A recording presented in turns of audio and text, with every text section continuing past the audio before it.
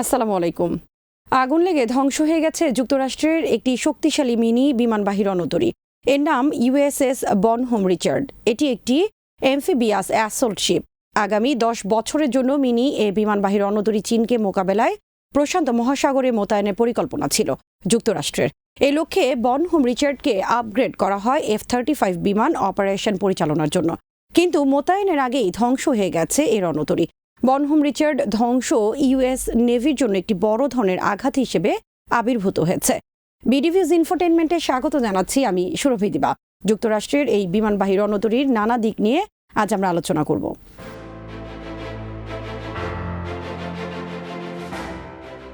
ক্যালিফোর্নিয়ার San Diego Naval জেটিতে 12 জুলাই সকালে আগুন লাগে বনহোম রিচার্ডে। 4 দিনের বেশি সময় লাগে এ আগুন নিয়ন্ত্রণে আনতে। ইউএস নেভি কর্মকর্তাদের কেউ কেউ এটি মেরামত করে আবার ব্যবহারের আশা করছেন। তবে আগুনে ক্ষতির যে প্রতিবেদন প্রকাশিত হয়েছে তাতে নেভির সাবেক কয়েকজন কর্মকর্তা বলেছেন তার একমাত্র গন্তব্য এখন জাহাজ ভাঙার শিল্প, অর্থাৎ এটি ভেঙে ফেলতে হবে।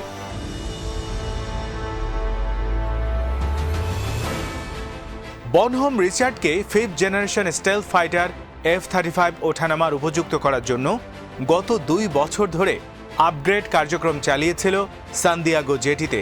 এ কাজ একেবারে শেষের দিকে ছিল এবং এ বছর শেষেই এটি প্রশান্ত মহাসাগরে মোতায়েনের পরিকল্পনা ছিল যুক্তরাষ্ট্রের। ফলে ভারত ও প্রশান্ত মহাসাগরে যুক্তরাষ্ট্রের F-35 ফাইটার জেট মোতায়েনের পরিকল্পনা বড় ধরনের হোঁচট খেয়েছে।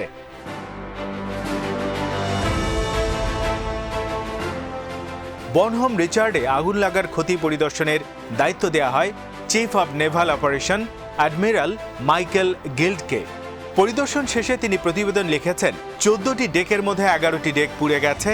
আগুন লাগার পর একের পর এক বিস্ফোরণ ঘটে, আর এ সময় 1200 ডিগ্রি মাত্রার আগুন বিরাজ করে। আগুনে ব্যাপকভাবে পুড়ে গেছে জাহাজটি।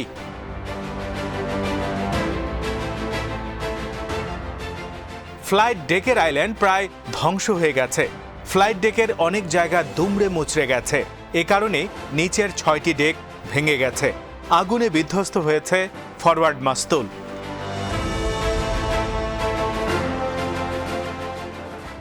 আগুন লাগার পর তীব্র বাতাস আর একের পর এক বিস্ফোরণে দ্রুত আগুন ছড়িয়ে পড়ে পুরো রণতরীতে। 4 দিনের বেশি সময় লাগে আগুন নিয়ন্ত্রণে আনতে। গিল্ডের প্রতিবেদনে বলা হয়েছে, আগুন লাগার পর জাহাজের মধ্যে একের পর এক বিস্ফোরণের শব্দ 13 মাইল দূর থেকে শোনা গেছে। তবে জাহাজটির ভবিষ্যৎ কি সে বিষয়ে কিছু বলেননি মাইকেল গিল্ড।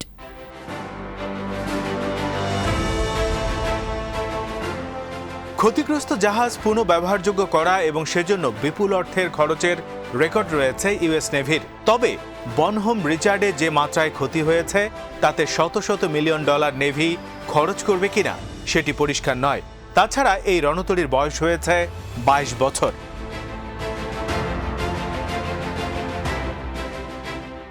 নেভির সাবেক অনেক কর্মকর্তা বিভিন্ন গণমাধ্যমে মন্তব্য করেছেন, বনহোম রিচার্ড ভেঙে ফেলা ছাড়া আর কোনো উপায় নেই। যুক্তরাষ্ট্র বিভিন্ন গণমাধ্যমে হেডলাইন করা হয়েছে, যুক্তরাষ্ট্রের নেভি তাদের বড় আর অন্যতম শক্তিশালী একটি রণতরী হারাতে যাচ্ছে।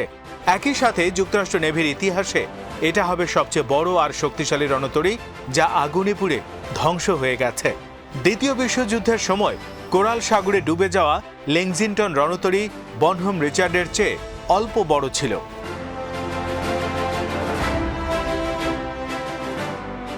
বনহোম রিচার্ডের দৈর্ঘ্য 844 ফিট, ওজন 40,000 টন, আর লেক্সিংটনের দৈর্ঘ্য ছিল 888 ফিট এবং ওজন 47,000 টন। ফেডারেল অব আমেরিকান সায়েন্টিস্টের তথ্য অনুসারে বনহোম রিচার্ড নির্মাণে খরচ হয়েছে $101 কোটি 10 লাখ US।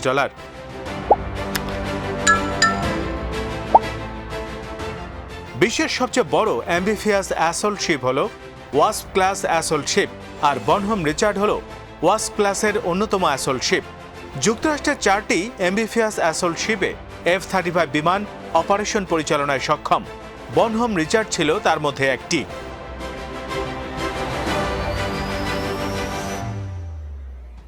ওয়াসপ ক্লাসের অ্যাম্ফিবিয়াস অ্যাসল্ট শিপ যুক্তরাষ্ট্রের পুরো মেরিন কর্পসের মেরিন এক্সপিডিশনারি ইউনিট পরিবহন করতে পারে শত্রু ভূখণ্ডে।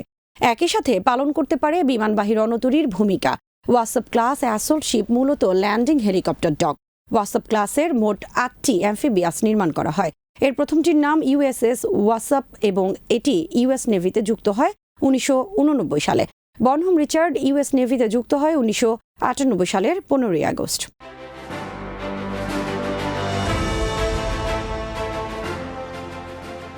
বনহোম রিচার্ড বাদে বর্তমানে যুক্তরাষ্ট্রের 9টি বিগ ডেক অ্যাম্বিফিয়াস অ্যাসল্ট শিপ রয়েছে।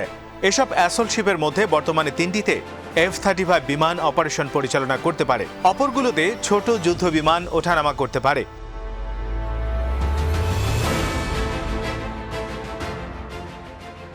অবসরপ্রাপ্ত নেভি ক্যাপ্টেন বার্তা সংস্থা এপিকে বলেন, আগুনে জাহাজের মধ্যে যে পরিমাণ তাপ সৃষ্টি হয়েছে তাতে স্টিল দুমড়ে মুচড়ে যাওয়ার কথা। আর যেহেতু জাহাজটির বয়স 23 বছর পার হয়ে গেছে, তাই এর ক্ষতি আরও বেশি হবার কথা। আর আগুন যদি ইঞ্জিন রুম এবং অন্যান্য স্পর্শকাতর এলাকায় পৌঁছে থাকে তবে তা ধ্বংস হয়ে যাওয়ার কথা।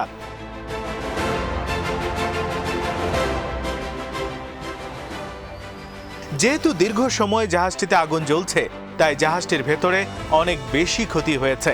বনহোম রিচার্ডে 5th generation stealth fighter F-35 জঙ্গি বিমানের অপারেশন পরিচালনার জন্য ইউএস নেভি 2018 সালে $219 মিলিয়ন চুক্তি করে জেনারেল ডাইনামিক্স এবং স্টিল অ্যান্ড শিপ বিল্ডিং কোম্পানির সাথে।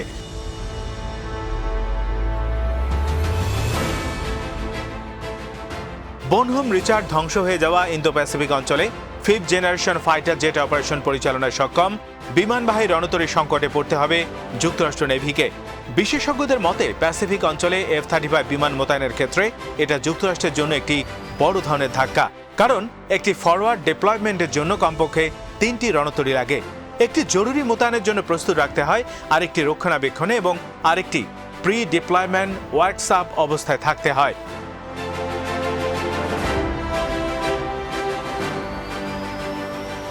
একটি অ্যাম্বিফিয়াস অ্যাসল্ট শিপ সবসময় মোতায়েন রাখার জন্য তার পেছনে এ ধরনের 3টি রণতরীর সমর্থন লাগে।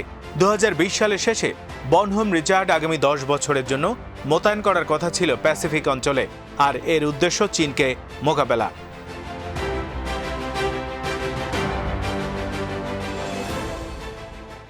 সাবেক নেভি ক্যাপ্টেন জেরি হেন্ড্রিক্স বলেন, বড় ধরনের ক্ষতি হয়ে গেল। এর প্রভাব অনেক বেশি, কারণ প্রশান্ত মহাসাগরে F-35 বিমান মোতায়েনের কেন্দ্রে ছিল বনহোম রিচার্ড। তিনি বলেন, আমরা চাইলেই যে কোনো সময় এমন আরেকটি বনহোম রিচার্ড তৈরি করে ফেলতে পারবো না।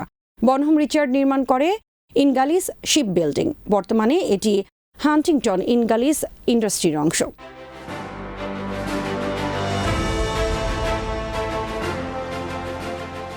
প্রায় 2000 মেরিন সেনা অবস্থান করতে পারে বনহোম রিচার্ডে।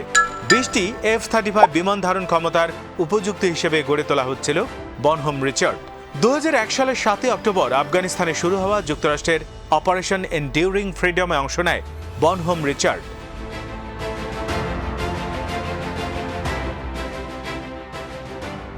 এরপর 2003 সালের 17 জানুয়ারি শুরু হওয়া অপারেশন ইরাকি ফ্রিডমে অংশ নেয় বনহোম রিচার্ড। অপারেশন ইরাক ফ্রিডমের সময় বনহোম রিচার্ড বিপুল সংখ্যক মেরিন সেনা, হেলিকপ্টার সমরযান বহনের কাজ করে কুয়েতে।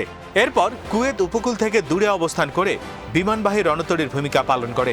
অপারেশন ইরাক ফ্রিডমে বনহোম রিচার্ড থেকে 800 ফ্লাইট পরিচালনা করা হয়।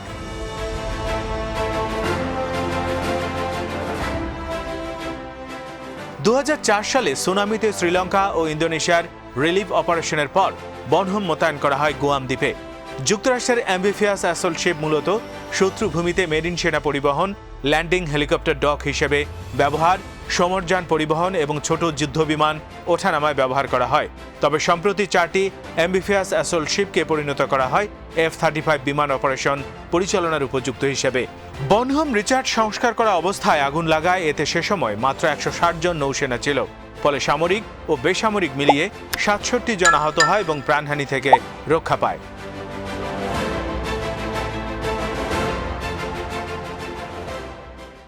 আজ এখানে শেষ করছি। সমরাস্ত্র, প্রতিরক্ষা ও কূটনীতির নানা তথ্য জানতে চোখ রাখুন বিডিভিউজ ইনফোটেইনমেন্টে।